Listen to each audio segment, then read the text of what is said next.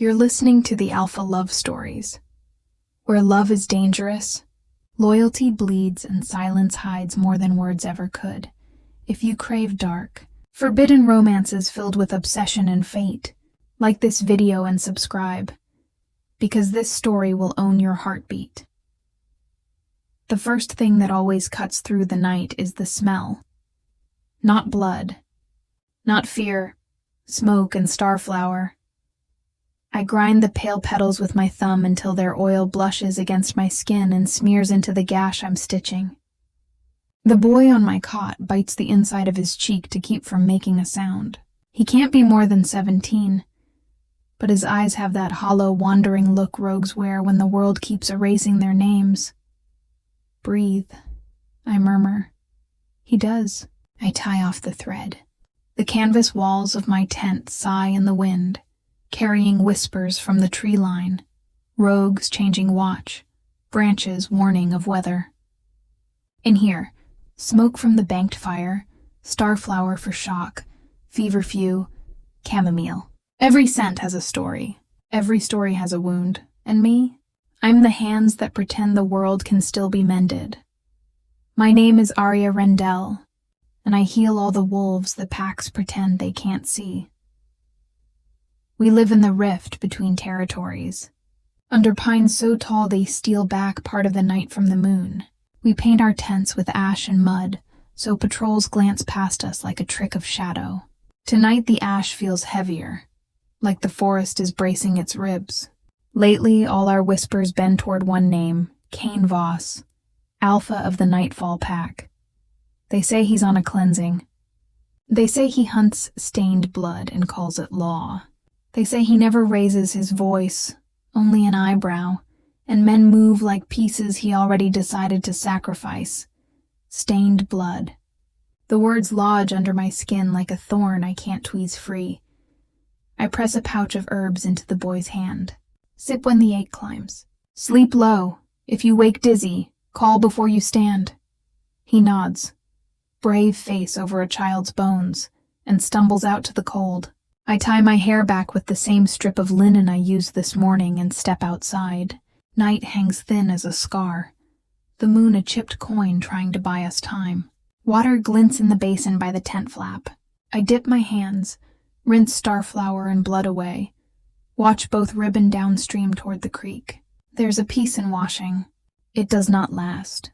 An old map waits on my work table. Hand-drawn borders shifting like they remember how things were before alphas fenced the sky and wrote names on it. My mother taught me to read maps and lies at the same time. Some nights I can still hear her voice. Truth changes shape to fit survival, little star. Keep the part that keeps you alive. Then they called her traitor. Then she was gone. The packs didn't execute her. They executed her story and left her name swinging without a body. The world learns to forget what it can't forgive.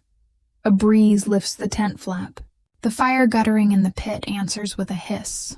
Silence grows roots, and then it comes. The sound that unthreads the night. Not a patrol howl. Not our border call. This is a single note pulled long across the spine of the forest. A sound that maps every wound in a radius of miles, and still doesn't run out of breath. It isn't hunting. It isn't warning. It is something older. A summons shaped like a question that knows the answer. The sound finds the soft place beneath my ribs and sets its tooth there. I stand very still, a clay cup steady in one hand, the other pressed flat over my sternum like I could pin the tremor in place. The howl slides through the valley, catches the bones of the mountain, and returns changed, colder, closer. When it fades, the silence that follows is not empty. It is crowded, with watching, with intent. Inside, calls Rook from the perimeter, voice ragged from running. Shutter your lights. Double watch now. Tents blink dark. We are ghosts again. I leave only a wick in my lantern and pull the flap closed, but the night has already learned my name. I try useless things, sorting vials that were already sorted, counting sutures, checking the thread in my needle like I expect it to pray with me. The howl keeps echoing in my blood. A low burn, a compass needle jerking north. When I can't pretend the tremor in my fingers is chill anymore, I sit on the floor beside the cot and tuck my knees to my chest. Being alone was my clever rebellion. You can't be betrayed if there's no one to break faith with you. That's what I told myself. That's what I kept telling myself, even when the night started to feel like a hallway with all the doors locked. Canvas whispers. Air shifts. The wick flares, then goes out. Darkness is a presence. Don't scream, says a voice I don't recognize and would know in any lifetime. Calm, precise. Not a threat. The certainty that he doesn't need to threaten is worse. I do not scream. I reach for the knife hidden under the cot. A boot pins my wrist to the floor. Not cruel, merely efficient. A second figure moves behind him. Broad, silent, the kind of quiet that means practice. Lantern, the voice murmurs. A spark hisses. The wick blooms low. Light sketches a jaw cut like it was sculpted to hold command, silvered scar grazing a cheekbone, eyes, gods not gold, not amber, a winter color, pale as noon sun on river ice, and warmer than either has any right to be. The knife hilt is warm under my trapped palm. My pulse drags the blade a hair's breadth against the floor. Aria Rendell, he says. It isn't a question. Healer of the fringe, daughter of the woman called Veil. My mouth doesn't ask how he knows, because it already understands. This is a man who keeps maps that don't exist, who has people who collect names like taxes. I lift my chin. You break into a healer's tent to lecture her genealogy? Something like a smile touches the corner of his mouth and abandons the attempt. I break into a healer's tent to save the lives she'll otherwise lose. Boot pressure eases. I keep my hand on the knife and pretend it's because I'm stubborn, not because I'm shaking. He gestures and the broad shadow behind him, his beta, his blade, his mirror, steps aside. The opening in the flap frames what waits beyond. Not steel, not shackles, not even hands. A stretcher, and on it, a man convulsing, foam burning at his lips black as pitch. Poison. I am up and moving before I remember to be afraid. The knife skitters under the cot, forgotten for now. How long since contact? 6 minutes, says the shadow, older voice, blunt edges. 2 more like him, different symptoms. I pass him. I reach the patient. My hands remember their work.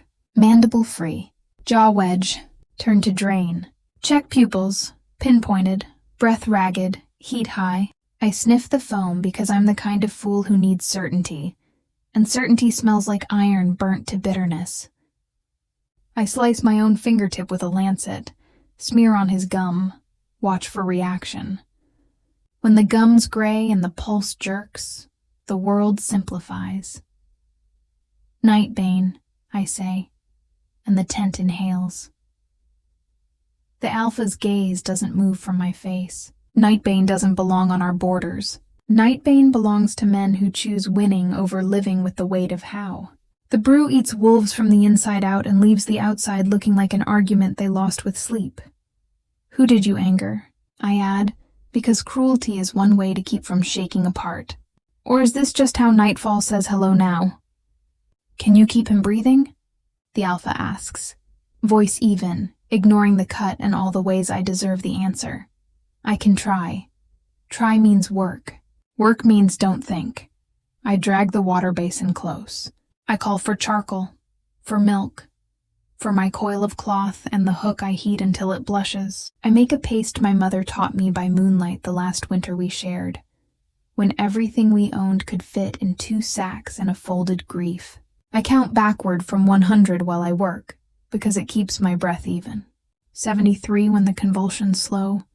51 when I drop cold cloths on his burning skin. 28 when the beta starts to sway and the alpha snaps his name, Bram, like a tether thrown just in time. 8 when the poison decides whether to stay. The man on the stretcher takes a long, shuddering breath and doesn't stop halfway. The tent breathes with him.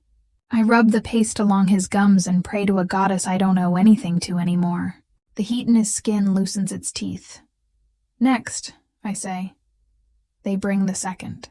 She's not poisoned. She's bleeding inside where a blade kissed the wrong angle.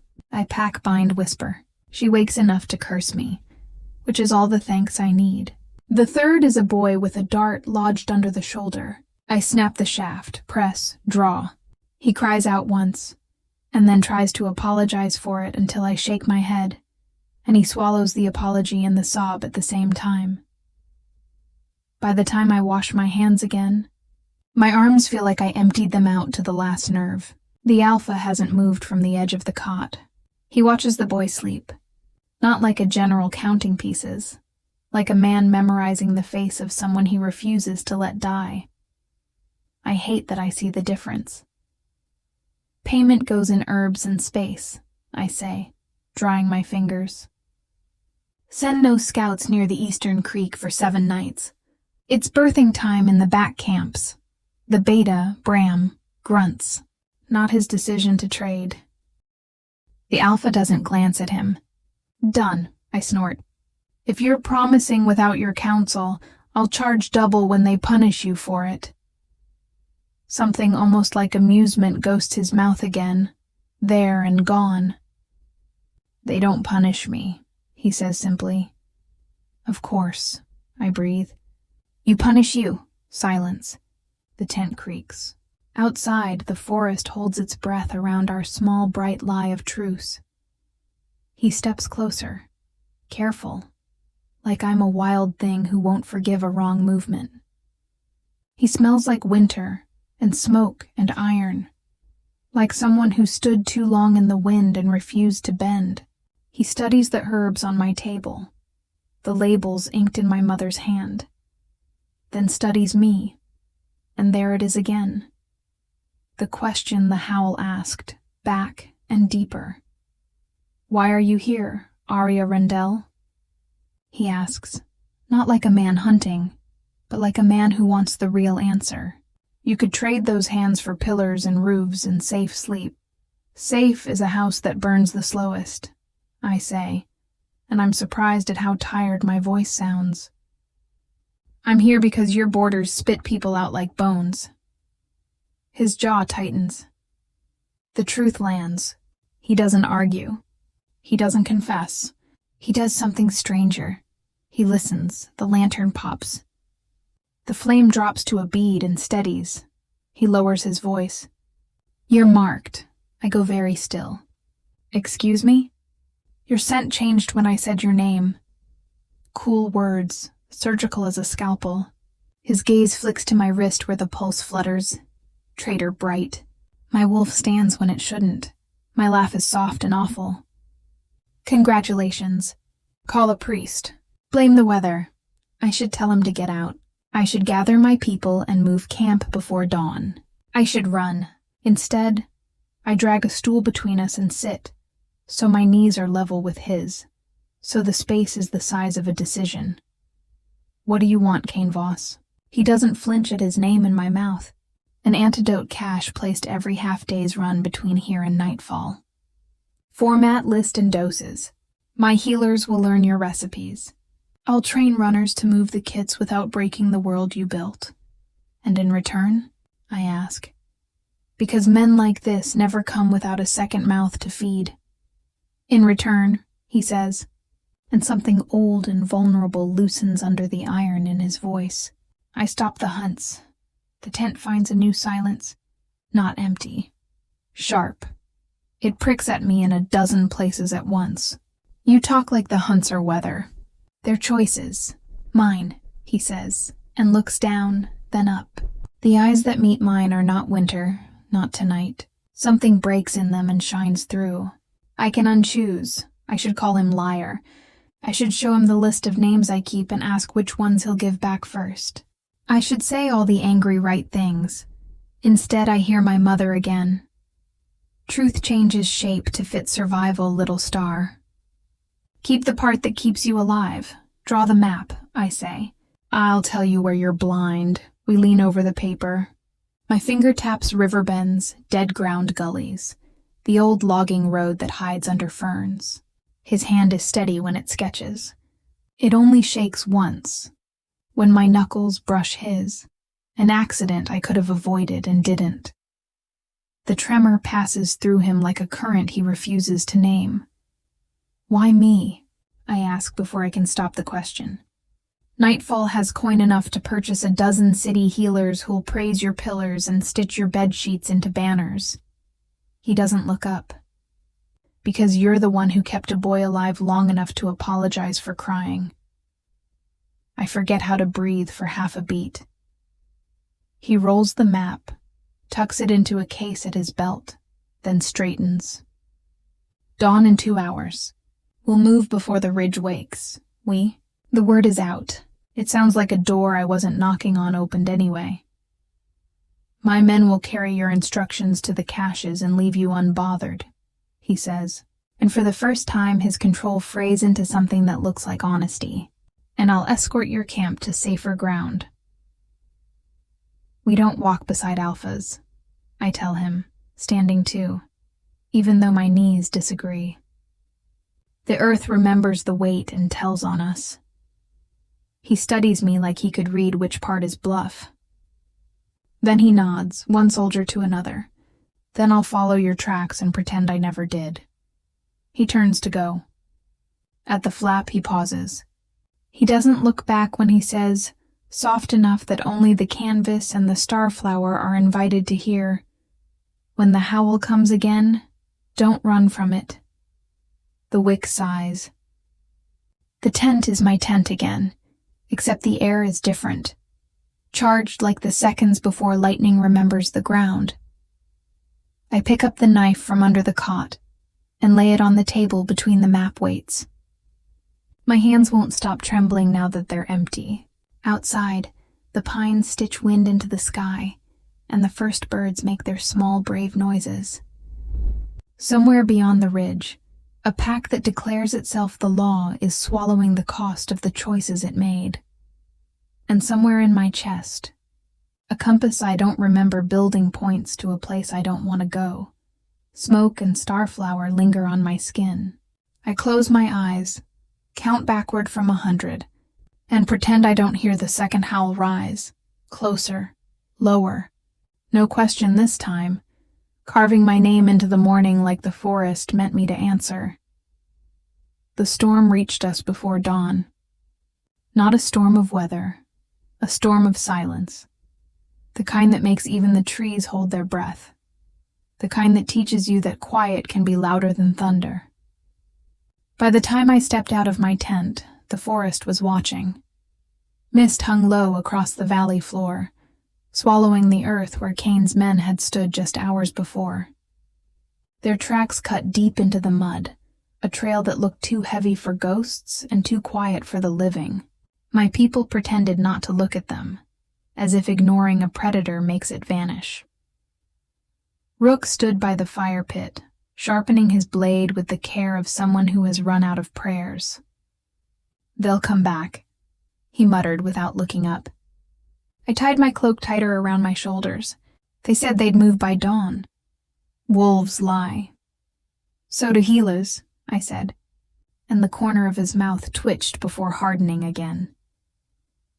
We'd been running for years, from packs, from debts, from the kind of mercy that kills slower than cruelty. But this morning, the air didn't feel like flight. It felt like waiting, and waiting was always worse. I took my basket and headed for the river, needing distance, needing something the silence couldn't reach. The world was wet and clean, every leaf dripping with the kind of light that only exists for a few minutes after rain. I crouched near the bank and filled a flask, watching the ripples warp my reflection. My face looked older in the water, sharper, more like my mother's. I hated how much I missed her when I was angry. That's when I heard it. The crunch of boots behind me. Not Rook, not one of ours. Too heavy, too deliberate, I didn't turn. "You're getting good at making healers flinch, Alpha," Caine's voice slid through the fog, low and even. You flinch at the wrong things. I rose slowly, water flask still in my hand. He was standing just a few paces away, hood down, eyes silver in the morning light. He looked like he hadn't slept. Or like sleep was something he'd forgotten how to do. What are you doing here? I asked. Delivering on my promise. I don't recall asking you to appear in my morning like a curse. I said I'd see your camp to safer ground. I crossed my arms. And here I was, thinking Nightfall Alpha's delegated. He didn't smile. Delegation gets you loyalty. I need results. He followed me back through the trees, steps quiet, eyes everywhere. My people froze when they saw him. You could feel it. That instinctive tension that lives between prey and the thing that remembers eating them. I set my basket down by the fire. Don't stare, I said without looking at anyone. He's not here for blood. Rook stepped forward, every line of his body daring me to prove that. Then what is he here for? Caine met his stare. To make sure none of you die for a war you didn't start. The words dropped into the clearing like stones. No one spoke after that.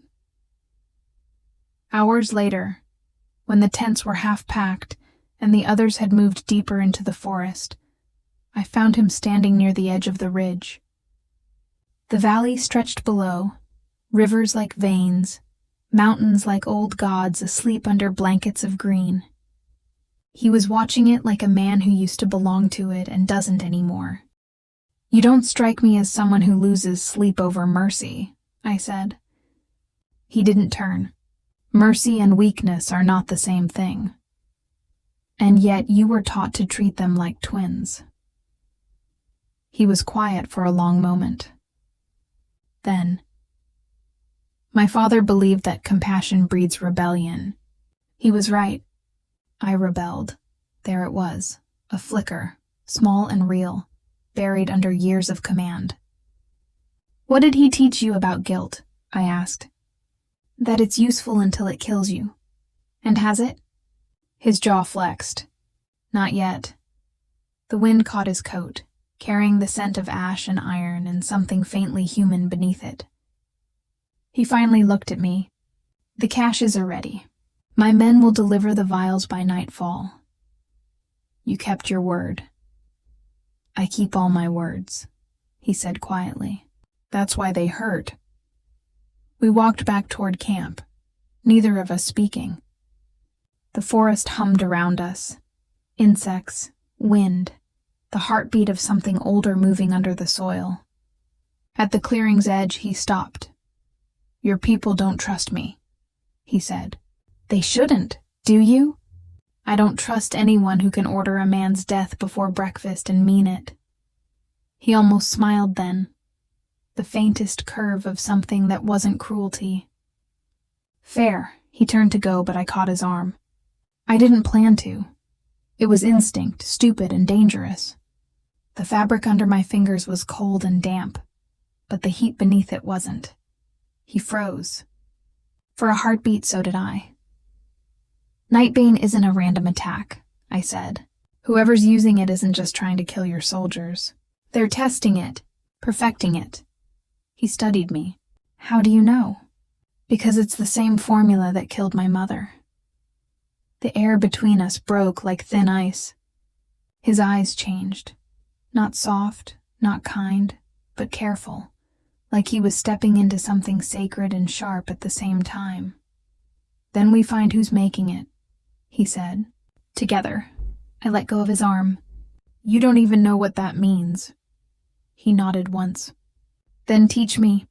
That night, when the fires burned low and the camp slept, I sat alone outside my tent, tracing the edges of a vial of nightbane I'd hidden in my satchel, one I'd taken from his wounded soldier.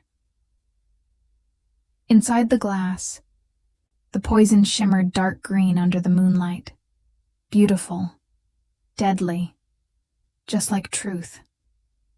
Somewhere beyond the ridge, A howl rose again, not a warning this time, a call. And my pulse answered before I could stop it. By the time dawn found us again, the forest had changed its tune. Birdsong came in hesitant threads, weaving through the fog like the world was testing its own heartbeat. We had walked most of the night, no fires, no chatter, only the soft rhythm of boots through dew and the whisper of branches brushing against our cloaks. Caine walked a few paces ahead of me, silent, focused.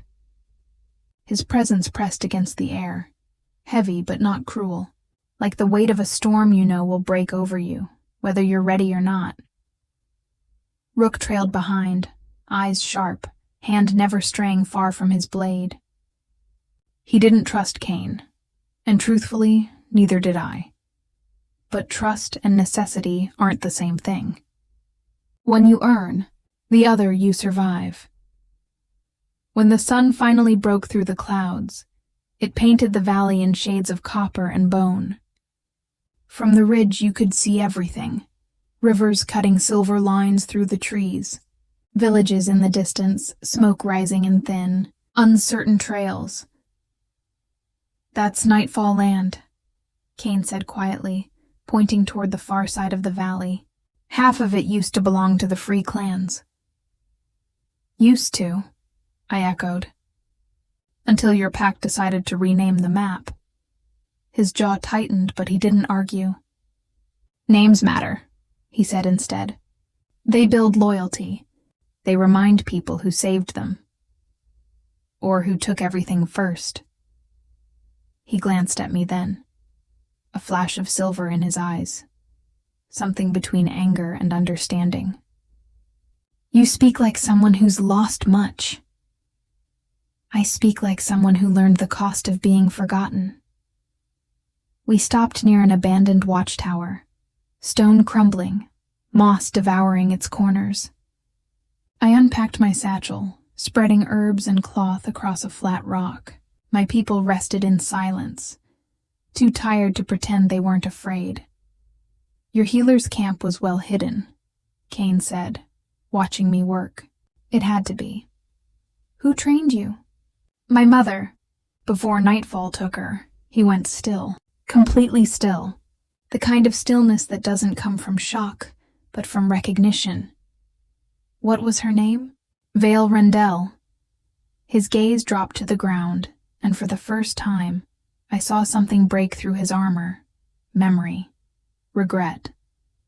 "I know that name," he said finally. "Your mother treated my brother after the border raid. She saved him." "Your brother died 3 days later," I said.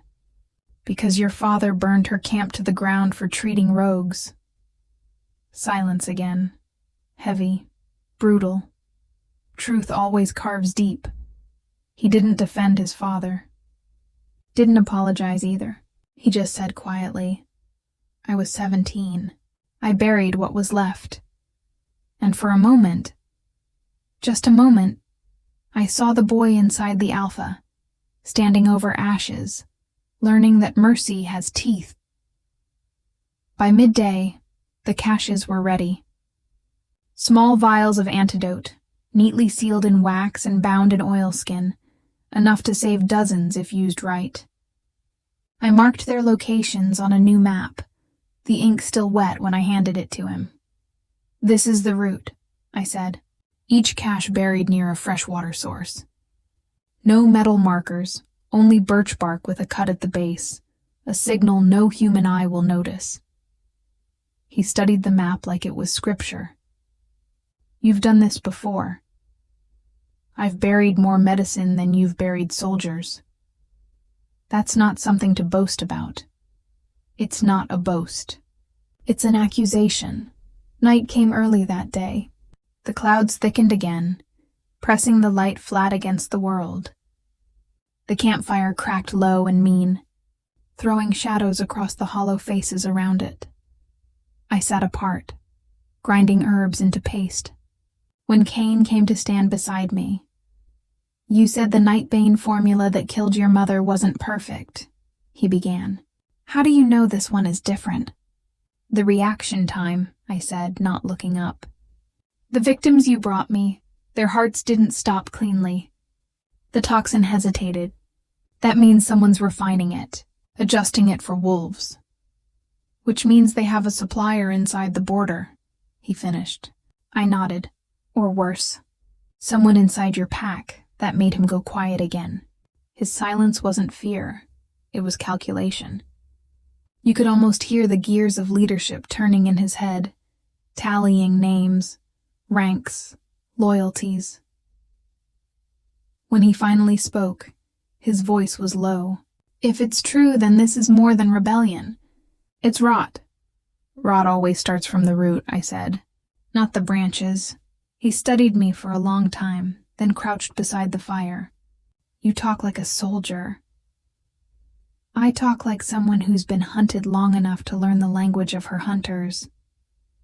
He exhaled, slow, measured, then reached into his coat and drew something small. A thin piece of metal dull with age, engraved with a crescent moon and 2 crossing lines. He set it beside the fire between us. Do you know what that is? I frowned. An oath seal. Nightfall's first generation. It belonged to my mother, he said. She made my father swear never to use Nightbane. I thought the promise died with her. And yet here we are, I said softly. He looked up then, eyes burning with something I didn't expect. Not anger. Not pride. Guilt. The kind that lives deep enough to become identity. I can't undo what he did, Caine said, but I can stop what he started. I held his gaze. Words like that make martyrs.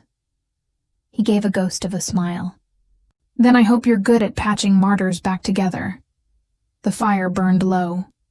My people slept. Only the trees listened now. I should have left him there. Should have walked away before the lines blurred any further. But instead, I asked the one question I'd been holding since the night he entered my tent. What does your wolf say when it looks at me? He didn't flinch. Didn't look away. It says it's found something it doesn't understand, he said. And it's terrified of what that means. The wind shifted, soft, electric, carrying the faint smell of rain and blood. Before I could reply, the first arrow sliced through the dark and buried itself in the ground beside the fire. Rook shouted. The camp erupted, and from the tree line came the sound of wolves. Too many, too close, their growls heavy with poison and hate.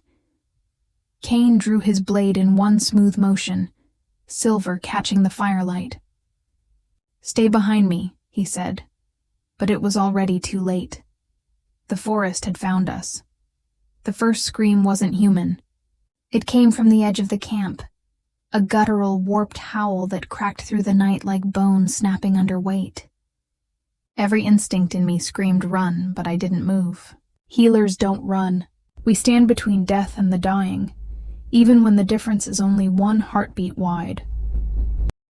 Caine was already in motion. His blade sang once, clean and metallic as it left the sheath. The glow of the fire caught in his eyes. Silver turned molten, wild. For the first time, I saw the wolf in him not as rumor, but as truth wearing flesh. Rook. I shouted, "On it!" He barked back, drawing steel and taking position near the supply wagons. The forest tore open with motion, shadows lunging between trees, shapes too fast, too wrong. Wolves, but not like any I'd ever seen. Their eyes gleamed green instead of gold, and their breath smoked black like poison given life. Nightbane had done this, twisted them from inside out. Poisoned, I hissed. They're dosed. Caine parried one, slammed the hilt of his blade into its skull, sending it sprawling. Then there's no cure left to give them. He said it like a sentence, not a fact. The fight bled into chaos. My people scattered to guard the wounded. The forest became a battlefield painted in shadow and flame, claws tearing canvas, teeth catching light. I grabbed a bow from one of the supply crates, though my hands weren't made for killing. Still I aimed. Every shot I loosed was a prayer said through clenched teeth. One wolf broke through the circle and came for me. Its skin looked half-rotted, fur slick with dark foam. I barely had time to draw breath before a blur of black and silver intercepted. Caine.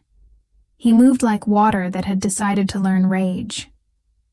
The creature lunged. He sidestepped, caught it mid-leap, and twisted. A sickening crack.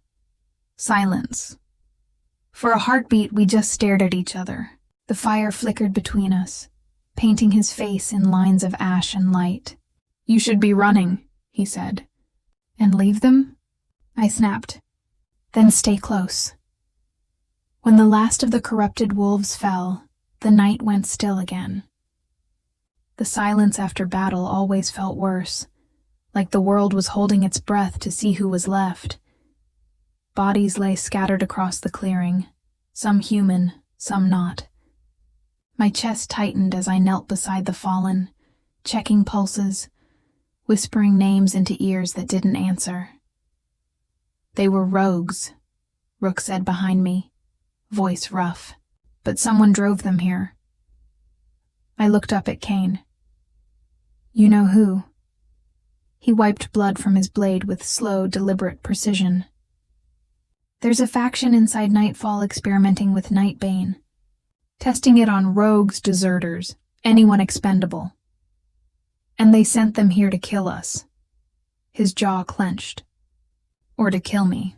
We buried the dead at dawn. No graves, just shallow mounds under the pines, marked with stones and silence. I burned starflower over each one, the smoke curling skyward like a language the gods had forgotten how to read." Caine stood apart, watching. When I approached, he didn't turn. "You shouldn't have stayed in the fight," he said quietly. "I've been in worse." "I don't believe that." "You should." He turned then, eyes tired but sharp. "You fight like someone who's lost everything once and refuses to do it again." "Maybe," I said. "Or maybe I just don't like watching people die for someone else's sins." His gaze lingered on me, not in command this time, but in something dangerously close to understanding. "You remind me of my mother," he said finally. "She argued like the wind, soft when it wanted to be kind, sharp when it wanted to be right. And which one am I?" He almost smiled. "Both. We moved camp before noon. The air smelled of wet soil and burned fur. Every step felt heavier. Like the forest itself was warning us we were walking towards something bigger than survival." By nightfall, we reached the ridge. From there, you could see the border lights of Nightfall's capital, a web of silver lanterns threading through the dark, each one marking a life that would never know ours existed. Caine stood beside me, arms crossed, eyes fixed on the lights below. "You still think mercy has a place in this?" I asked. He didn't answer at first. "Then, if I don't believe it does, then what separates me from the men who poisoned those wolves?" I looked at him. "Belief doesn't make you different. Choices do." He turned toward me then, and in his gaze was something raw, not dominance, not power, but weariness. The kind that comes when a man finally realizes his armor has become his cage. "When this is over," he said softly. "When the poison's gone, when the rot's cut out. What will you do, Aria?" I thought about the graves under the pines, about the ghosts that followed my mother's name. "I'll still heal what's left. And if what's left is me?" The question hit harder than it should have. I didn't answer, because for the first time since I'd met him, I didn't know if I wanted to. That night, as I lay awake under the whispering trees, I realized something had changed. The forest no longer felt like it was watching us. It felt like it was waiting for truth, for blood, for whatever came next. And somewhere far beyond the ridge, another howl rose, low, long, and full of promise. But this time, it wasn't calling me. It was calling him. The night had stopped pretending to be peaceful. By the time we reached the ravine, the moon was a dying ember behind clouds, and every shadow looked like it was waiting to be something worse. The air carried that strange, bitter scent again, nightbane, faint but present. Whoever had sent those poisoned wolves hadn't finished their work. They were watching, testing, learning. Caine's men spread out in a half circle, blades drawn, eyes scanning the tree line. I crouched near the river's edge, fingers brushing the wet soil where the water had turned darker, thicker. Blood. Too fresh to be forgotten. Rook knelt beside me. "They dragged something," he said, tracing the marks in the mud. "Or someone. Two someones," I corrected, pointing at the double grooves. "One alive, one not." Caine came closer, crouching beside us. His expression was all calculation, sharp, cold, precise, but his pulse beat fast enough to betray him. "This wasn't a random attack," he said. "They knew exactly where we'd move." "You think someone's feeding them our trail?" "I don't think," he said grimly. "I know." We followed the blood path into the ravine, the air thick with mist and iron. The sound of the river drowned our footsteps. It should have been peaceful, if not for the metallic taste of dread that clung to every breath. Halfway down, I found what we were looking for. A body, female, mid-20s, eyes wide open, veins dark as ink. Nightbane again. Her fingernails were broken, blackened like she'd clawed the ground trying to stay alive. "She's from your pack," I said, recognizing the mark carved into her shoulder. Caine's face went still. "Lyra," the word left him like a confession. "She was one of my scouts." I looked up at him. "Then your pack isn't fractured. It's bleeding from the inside." He knelt, closing her eyes with 2 fingers. No words. Just the weight of loss done too many times to still hurt the same way. And yet it did. "She's not the one who was dragged," I said softly. "There's another." We found the second trail higher up, near a ruined outpost built into the cliff. Someone had tried to cover it, branches, loose stones, but blood has its own voice. It calls even through silence. When we broke through the cover, the smell hit first. Burnt herbs, damp ash, and decay. Someone had been experimenting here. Tables stained with old mixtures, shattered glass vials, bones arranged like notes in a song gone wrong. Caine's hand tightened on his sword hilt. "This is alchemy," he muttered. "But wrong. It's not alchemy," I said. "It's anatomy. They're testing nightbane on different bloodlines." There were symbols painted across the walls. Half wolf, half human script. Words meant to control, not bless. Subject 14b, reaction stable. Transformation partial.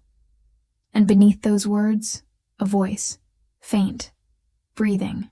I rushed forward. There, chained against the stone, was a man, or what used to be one. His eyes were glazed, pupils rimmed in gold and green, muscles twitching like something beneath his skin was still trying to escape. He was alive. Barely. "Help me," he rasped. Caine knelt beside him. "Who did this to you?" The man's lips cracked when he spoke. "Your beta?" "Bram." The silence that followed was thick enough to choke on. Rook swore under his breath. He's lying. But the look on Caine's face wasn't disbelief. It was recognition. "I found the first batch near his sector," Caine murmured. He said the rogues attacked unprovoked. He swore on the pack crest. Loyalty doesn't mean truth, I said. Sometimes it just means obedience to the wrong thing. The prisoner coughed, blood flecking his chin. I pressed a cloth to his mouth, but the pulse under my fingers was fading. Tell us where he's gone, I whispered. His gaze locked on Caine.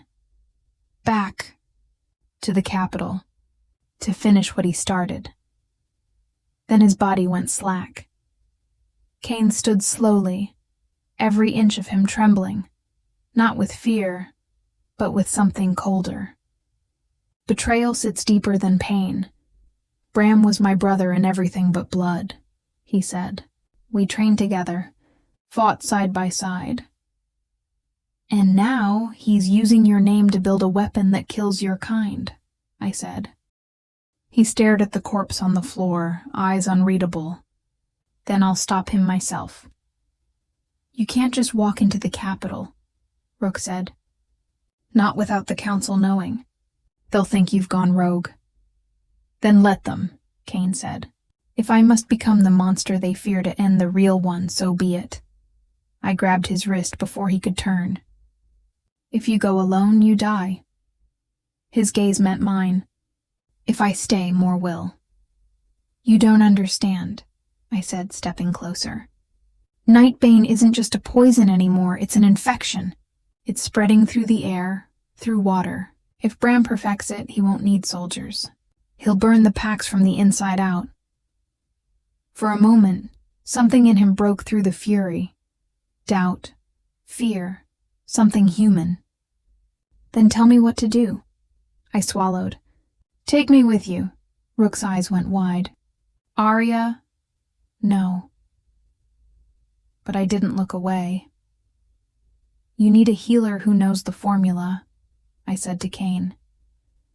And I need to end what started with my mother. The silence stretched between us like the edge of a blade.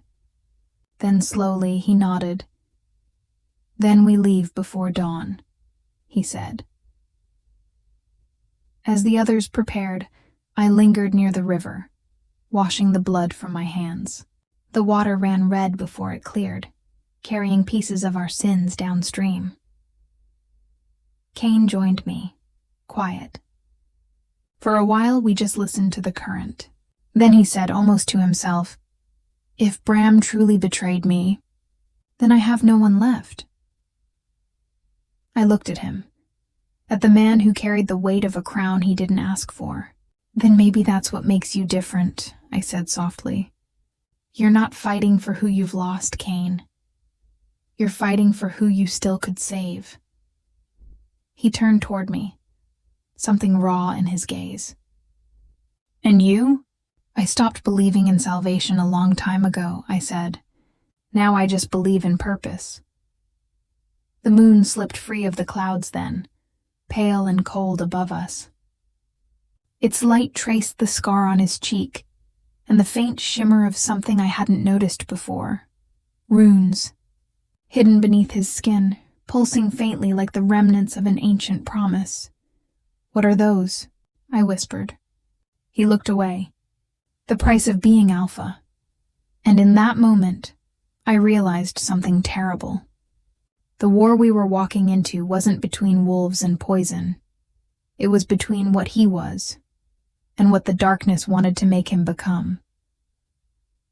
The night we left the ravine, the world stopped pretending to be kind. The forest thinned into plains, the air colder, the silence sharper. It wasn't the quiet of peace anymore. It was the quiet of something watching, waiting. Every step toward Nightfall's capital felt like walking deeper into a heartbeat that wasn't ours. Caine rode ahead, cloak trailing like a cut of smoke, his silver eyes fixed on the horizon. He hadn't spoken since we broke camp. Not to me, not to Rook. Maybe he was afraid of what might come out if he did. Maybe words were too human for what he was becoming. The moon kept pace above us, pale and unblinking. By the time its light touched the black walls of Nightfall, Dawn was still a rumor. From a distance, the capital looked holy, towers of obsidian, banners rippling like breath. The great gates carved with symbols meant to protect the strong and damn the weak. But up close, the air tasted of rot and burnt iron. Mercy didn't live here. This is madness, Rook muttered. You walk in there, they'll cage you before you reach the council steps. Caine didn't slow. Then I'll tear down the cage. I grabbed his arm. And what if they're waiting with Nightbane? He looked at me, voice low. Then I hope you were right about your antidote. We entered through the old servant tunnels, forgotten passages that smelled of rust, oil, and time. Every footstep echoed like it was being counted. Rook stayed behind at the lower gate, a silent guardian between safety and suicide. Caine and I pressed on. The deeper we went, the more the air changed. Metallic, heavy, tinged with something chemical.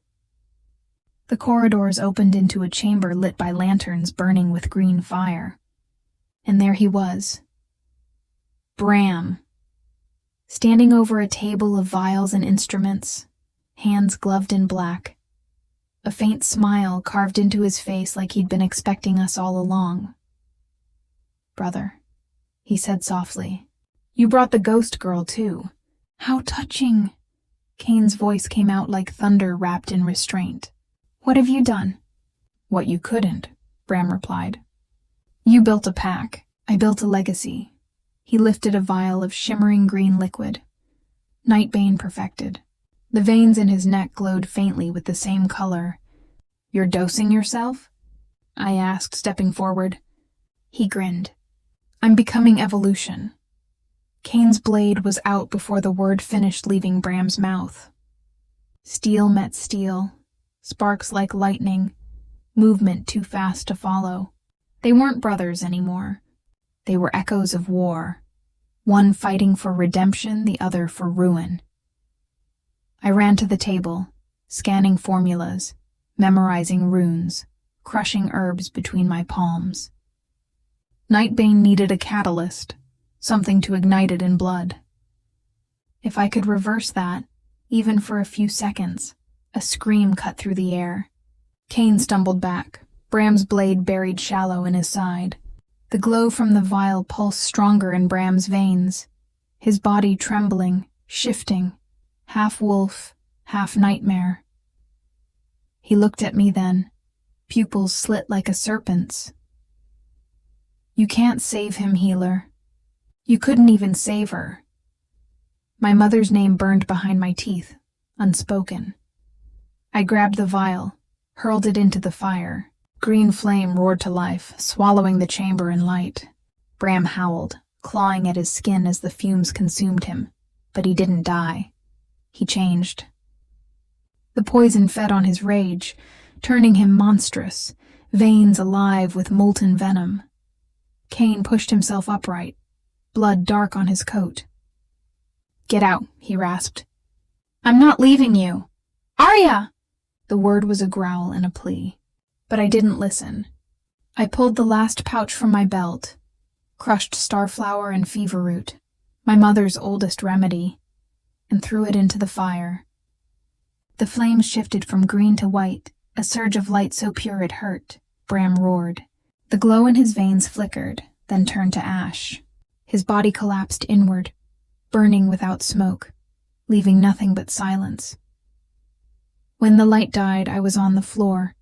Caine knelt beside me, his wound still bleeding, his hand trembling as he pressed mine to his chest.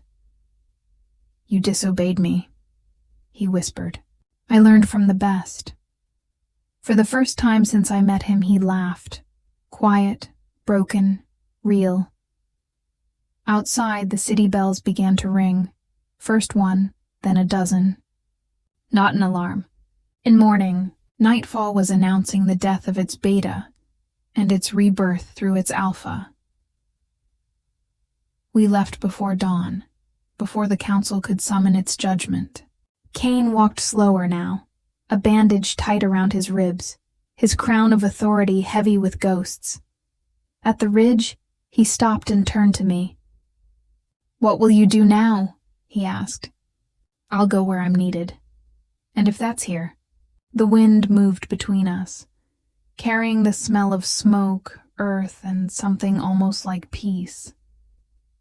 "Then I'll stay," I said quietly. He stepped closer, close enough that the space between us felt alive. "The world will call you a traitor for standing beside me." "Then let it," I said. "It already called me one for surviving." When the first light broke across the valley, it hit his eyes and turned them from silver to something almost human. The poison was gone. The war was over. But in that moment, with the ashes of betrayal behind us and the dawn in front, I understood something my mother had tried to teach me all along. Mercy doesn't make you weak. It makes you remembered, and for the first time in years, I wanted to be remembered, even if it was through the eyes of the wolf who forgot how to sleep. Morning came slowly, as if the sun itself was uncertain whether to rise over what we had done. The air smelled of rain and soot, the kind that clings to your lungs, the kind that reminds you that victory and loss often share the same breath. The forest below nightfall shimmered faintly under the dew, washing away traces of blood that no one would remember tomorrow. Wolves would return to their dens, humans to their routines, and the stories of what happened in the capital would twist and bend until truth became myth. But I would remember every heartbeat of it. Caine stood by the edge of the ridge, cloak caught in the wind, his gaze fixed on the city below, his kingdom, his burden, his wound. The silver in his eyes had dimmed, replaced by something softer, something almost fragile. "They'll come for me," he said quietly. "The council won't forgive this." I stepped beside him, watching the horizon. "Then let them come. You're not the man they think you are anymore." He smiled faintly. "No, I'm worse." "No," I said, shaking my head. "You're freer." For a moment, the silence between us was almost gentle, the kind of silence that only comes after too much noise. He turned toward me, the morning light catching the scar that crossed his cheek. "You could still leave, Aria. The borders are open now. You don't owe me your name or your cause." "I know," I said, "but maybe I owe myself a reason to stop running." We walked together down the slope, toward what was left of the packlands. The trees opened up into a clearing where the grass grew tall and wild. The ruins of the old healer's camp lay ahead. The same spot where my mother once worked, where she saved lives that others condemned.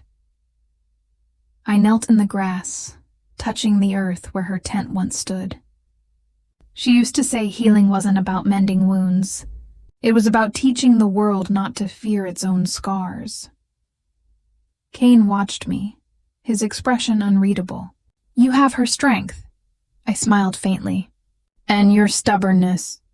He laughed once, low and rough. A dangerous combination. We stayed there for a while, no words needed. The world felt fragile again, but not in the way it used to. Not like something waiting to break.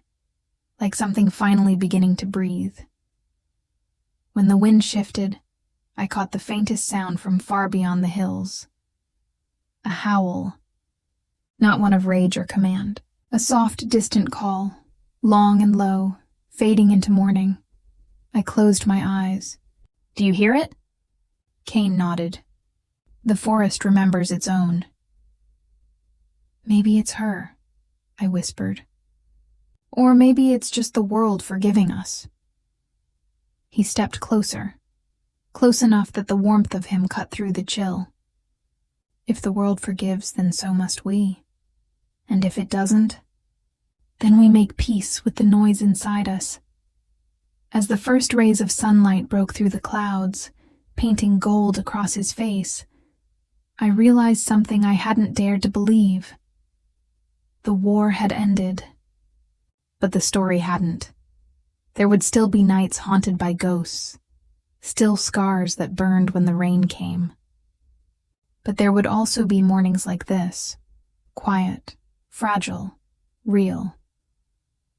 Caine turned toward the path ahead, his hand brushing mine in passing. "Come on, healer. There's work to do." And for the first time in years, I followed not because I was running, but because I was choosing to. The forest watched us go. The wind carried no warning this time, only the soft echo of a single truth, one my mother had whispered long ago. Even wolves can be healed. Even healers can be fierce. And somewhere beyond the hills, beneath the endless blue of the waking sky, the howl that once hunted me became a song that finally let me rest. The story ends here, for now. But the shadows of nightfall still whisper, the forest still breathes, and the wolves are never truly silent. If this story reached you, if you felt every heartbeat, every scar, every breath Aria and Caine fought for, then don't let it fade. Like this video to keep their world alive. Subscribe to our channel for more tales of forbidden love, survival, and the wild hearts that refuse to break. And leave a comment. Tell us which moment stayed with you the most, and whose side of the moon you'd stand on.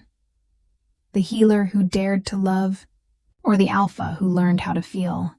Because in this world, stories only live as long as someone remembers them. And you are now part of theirs.